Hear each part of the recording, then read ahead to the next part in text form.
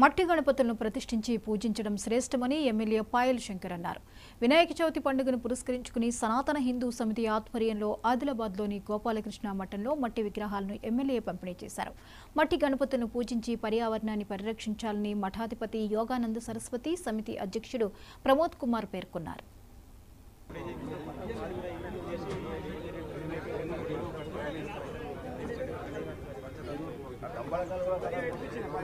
पूजा सामान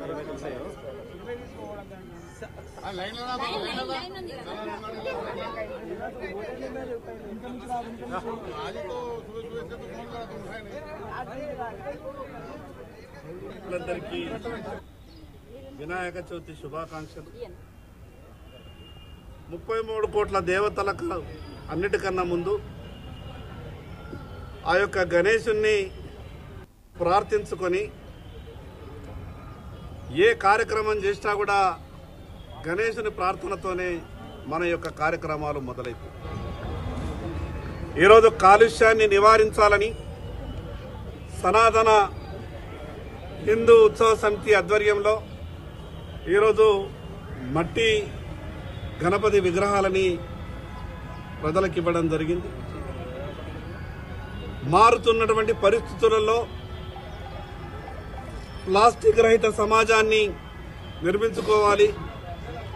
ఈరోజు ప్లాస్టిక్ వాడకం వల్ల మరి అదే రకంగా ప్లాస్టర్ ఆఫ్ ప్యారిస్తో చేసినటువంటి విగ్రహాల వల్ల కొంత కాలుష్యమవుతున్నటువంటి సందర్భంలో సాధ్యమైనంతగా కాలుష్యాన్ని నివారించాలి, ప్రకృతిని కాపాడుకోవాలి. ఆ రకమైనటువంటి ఆలోచనతోని మట్టి విగ్రహాలను అందించినటువంటి సనాతన హిందూ ఉత్సవ సమితి సభ్యులందరికీ మనస్ఫూర్తిగా అభినందిస్తా ఉన్నాను. ఈ సందర్భంగా నా హిందూ బంధువులందరికీ విజ్ఞప్తి చేస్తా ఉన్నా. ప్రపంచమంతా కూడా ఈరోజు హిందూ మతం వైపు, భారతదేశం వైపు, భారతదేశంలో ఉన్నటువంటి సంస్కృతుల వైపు ఆకర్షితులై ప్రపంచమంతా కూడా మన దిక్కు చూస్తూ ఉన్నది. ఈ యొక్క పండగ వాతావరణాన్ని మనమంతా కూడా గొప్పగా ఆనందంతో, ఎవరికి ఎక్కడ ఎటువంటి ఏ ఇబ్బంది కలిగించకుండా మనమంతా సుఖ సంతోషాలతో ఈ యొక్క పండుగను నిర్వహించుకోవాల్సిన అవసరం ఉన్నది. మనిషి ఎంత ఎత్తుకు ఎదిగినా మనకున్నటువంటి సంస్కృతిని,